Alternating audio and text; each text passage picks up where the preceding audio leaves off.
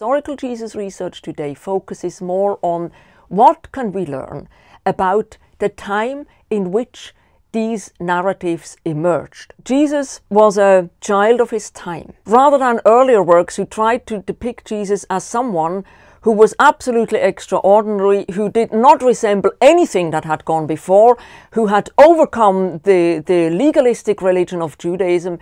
It was recognized that actually, when read in the context of the first century, Jesus and the movement around him were embedded in the Judaism of his time.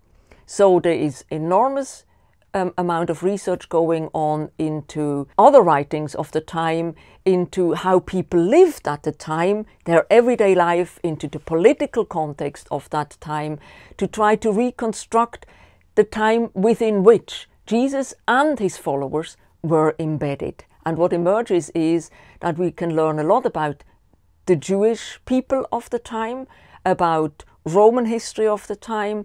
There are archaeological finds which tell us about everyday life. What did people eat? How did they travel? How did they express their hopes and fears? How did they pray? And all these aspects help us to understand aspects of the gospel narratives which may have been hidden from us without all this knowledge. So historical Jesus research remains important, but distinct from the beginning.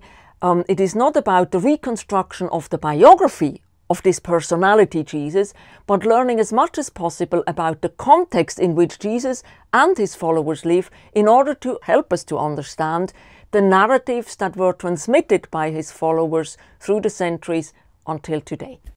My father's book, Verdict on Jesus, comes with a fascinating history. It offers a new approach to the life of Jesus, based not simply on what he said and did during his own lifetime, but on the impact his life and teaching have had on all subsequent generations.